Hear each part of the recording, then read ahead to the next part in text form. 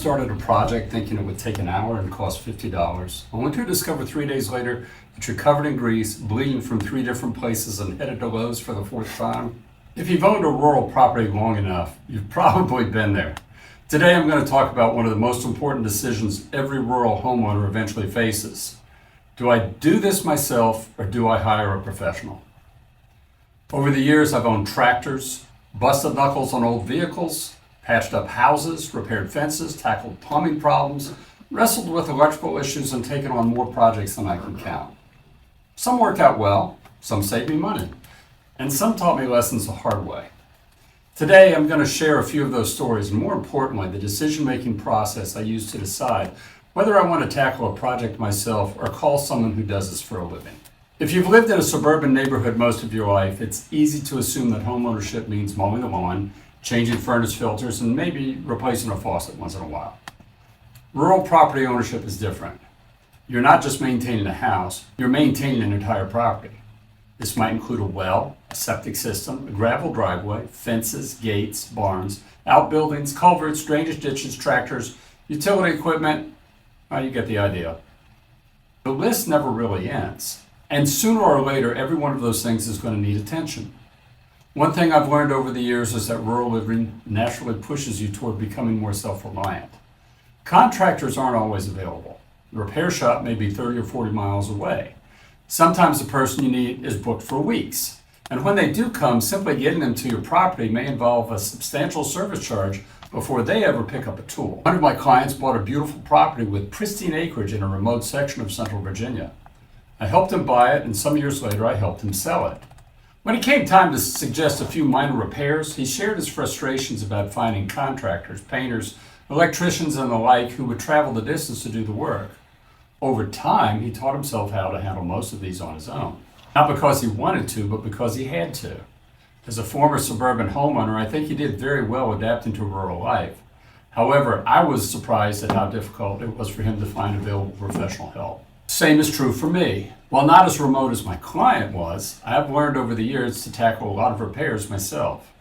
Some have gone surprisingly well, others not so much. One repair in particular still stands out. I live on some acreage. It's not a full-blown farm, but I do own a farm tractor to get things done that couldn't be done otherwise.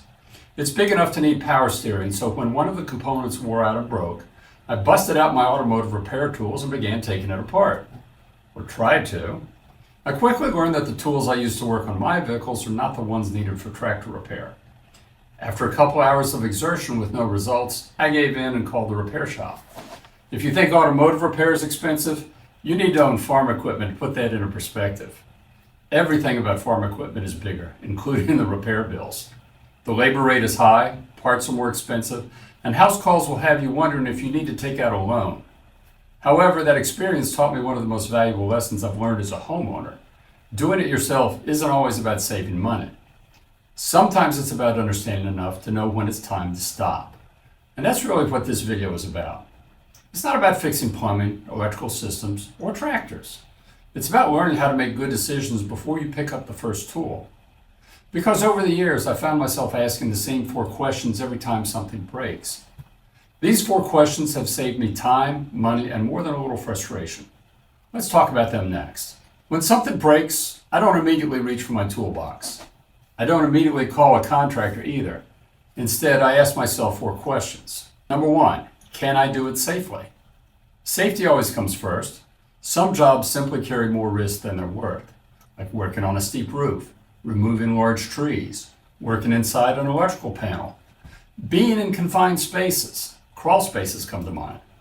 Heavy equipment. If I'm not confident I can do it safely, that's usually where the conversation ends. I call someone who does that kind of work every day. Question number 2, do I actually know what's wrong? One of the biggest mistakes do-it-yourselfers make isn't repairing something incorrectly. It's diagnosing the wrong problem. Replacing parts is easy. Finding the failed item is the difficult part. Professionals become efficient because they've seen the same failure hundreds of times before. If I'm guessing instead of diagnosing, that's usually a warning sign. Question number 3, what happens if I'm wrong? This question has saved me a lot of money over the years. If I paint a room the wrong color, I could repaint it. If I install a faucet incorrectly, I might have a leak. If I wire something incorrectly, now we're talking about a possible fire. If I make a mistake replacing a septic system, that mistake could cost thousands of dollars. The higher the consequences, the more likely I am to hire someone. Question number 4, is it actually worth my time? This isn't a question many people talk about, but it matters. Sometimes I know exactly how to do the repair. I've done it many times before.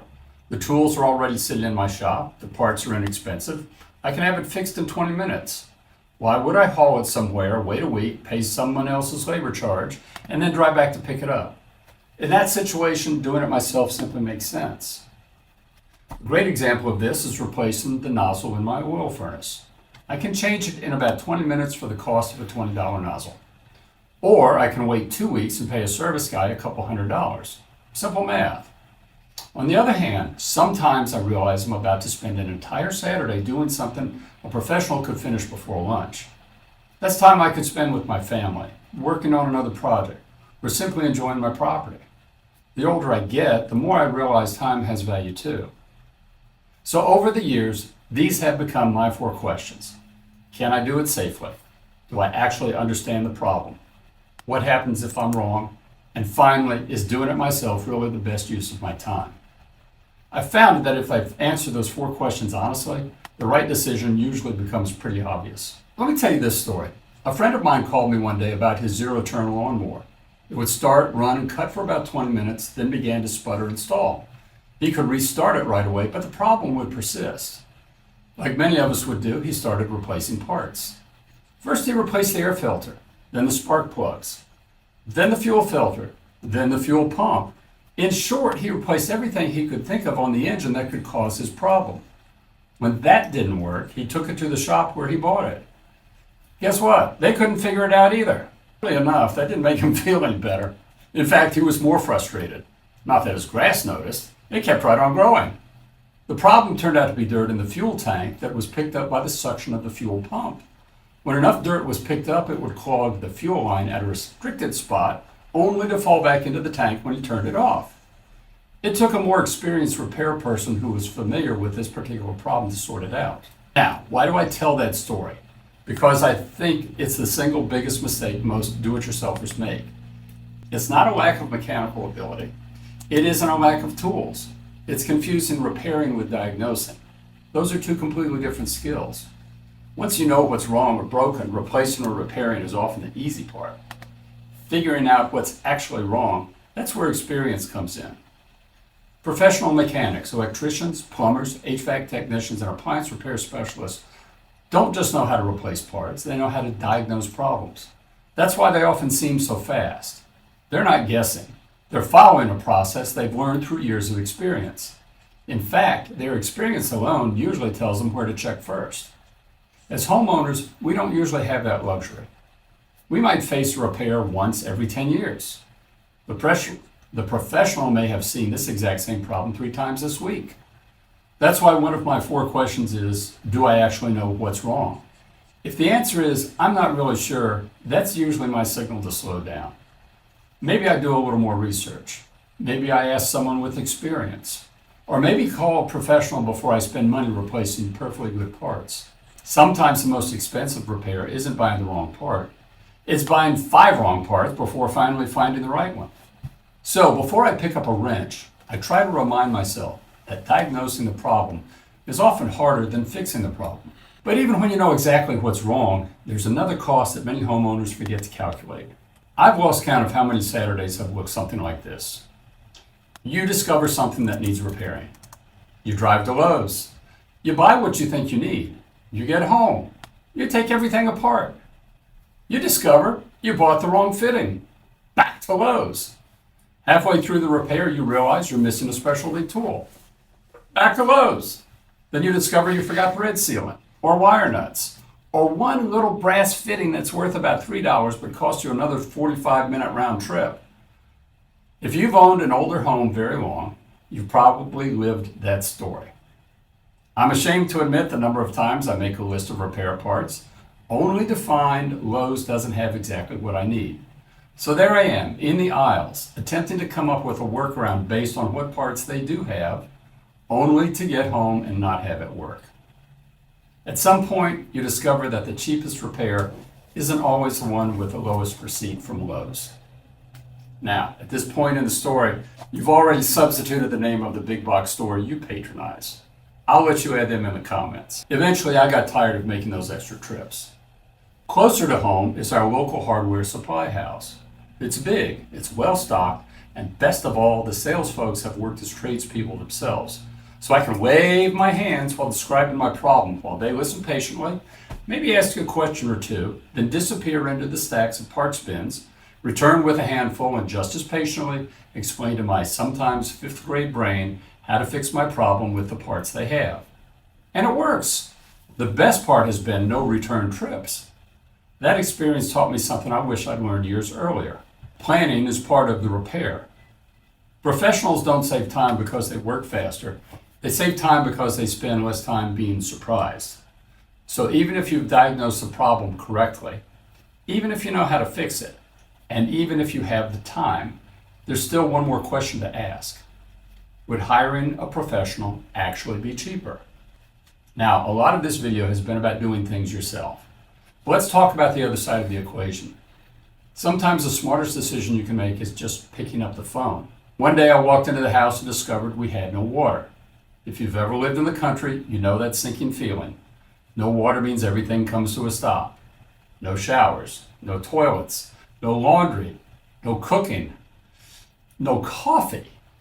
Everything depends on that well. One day recently I turned on the tap and nothing. No water gets your attention in a hurry. I did my usual checks. Was the circuit breaker off? Were the toilets leaking? Nothing obvious showed as the cause. Since I was fairly busy that day and the next, and we needed water quickly, I didn't hesitate this time. I called my local plumber. Being in the real estate business like I am, I usually know which firms I can count on, and this one has never disappointed me. They were out the next morning, quickly diagnosed the problem, and replaced a burned out pressure switch. Got us going in 2 hours. The cause of the switch going bad was a failed pressure tank, which needed to be replaced eventually. Since I now have water and the luxury of time, I purchased the tank locally that weekend and installed it myself, mainly because I've done this before and I had time that Saturday. That experience reinforced something I've come to believe over the years. Sometimes the value of a professional isn't just their knowledge, it's their speed. A professional may have seen your exact problem dozens of times. They arrive with the right truck, the right tools, the right test equipment, and the right replacement parts. And most importantly, the experience to get you back up and running quickly. That's something we often forget to calculate. We compare labor rates, we compare repair bills, but we don't always calculate the value of getting life back to normal. For me, restoring water to the house wasn't just another repair. It was restoring one of the most basic necessities of daily life. That's why I didn't hesitate. Could I have eventually figured it out? Maybe. But every hour I spent chasing down the cause was another hour without water and disruption to what I do to make my own living. Sometimes the least expensive repair isn't the one with the lowest invoice. It's the one that's finished today instead of next week. So after years of working on my own properties, I finally settled into what I think is the sweet spot. I don't hire everything out. I don't try to do everything myself. I try to make good decisions. And that's really where I think every homeowner should aim. The goal is to become a good decision maker. Sometimes that means fixing it yourself. Sometimes it means calling a professional. And sometimes it means doing just enough to avoid making a bad decision under pressure. That happened to me recently with a plumbing leak. It wasn't catastrophic, but it was one that needed attention right away. The problem was that it happened late in the day. I could have rushed to make a permanent repair that evening, or I could have called a plumber and probably waited several days before someone could get to me. Instead, I chose a third option. Let me explain. I live in an old house with mixed plumbing materials: copper, brass, CPVC plastic, Quest, and PEX. A lot of those names might not mean anything to you, but it's really an eclectic mix. There even used to be galvanized iron pipe. Thankfully, that's all gone now. The house was built in 1927, so the remaining copper lines are pushing 100 years old. And well water can be slightly acidic. takes decades to deteriorate, but copper will eventually develop pinholes, and next thing you know, you're dealing with water spraying everywhere from the pressure. At the time this leak developed, there was only 2 feet of copper left in the house. It fed the cold water to the shower. It was going to take some time to remove it and install a new line of modern material. However, it was very quick and easy for me to block off the line before the leak so we could restore water to the rest of the house and fix the shower line at a later time. This allowed me to go to my favorite plumbing supply house, buy the few supplies I needed, and restore the shower during my downtime. That experience reinforced something I've come to believe. Not every repair has to be finished immediately. Sometimes the first job isn't fixing the problem. Sometimes the first job is preventing the problem from getting worse. Once you've done that, you have something incredibly valuable. Time. Time to think. Time to research. Time to gather the right parts. Time to schedule a contractor if that's the better choice. Or time to tackle the repair yourself without feeling rushed. I've found that rushed decisions are often expensive ones. Whether it's home repairs, vehicle fixes, or just about anything else, pressure has a way of making us skip steps. That's when mistakes happen. And that's why I no longer look at every repair as an all or nothing decision. Sometimes the smartest repair is the temporary one that buys you enough time to make the permanent repair correctly. For me, that's become the sweet spot. Not doing everything myself, not hiring everything out, just making the best decision for the situation I'm facing. And that's really what this entire video has been about. So if you've made it this far, thanks for sticking with me. I hope these stories have given you a different way to think about home repairs. Whether you own an older home in town, a place out in the country, or a full-blown farm, things are going to break. That's just part of owning property. The goal isn't to become an expert plumber, electrician, mechanic, or carpenter. The goal is to become an expert at making good decisions. Sometimes that means rolling up your sleeves and fixing it yourself. Sometimes it means calling someone who's forgotten more than you'll ever know about that particular trade. Knowing the difference can save you money, frustration, and more than a few busted knuckles. If you'd like a copy of my list of recommended contractors, service professionals, and handymen here in Charlottesville and Central Virginia, just give me a call, send me a text, or drop me an email. I'm always happy to share it. And if you've got your own, I thought I could fix it myself story, I'd love to hear it. Leave it in the comments below. Who knows, you might even save another homeowner from making the same mistake. Until next time, happy homeowning.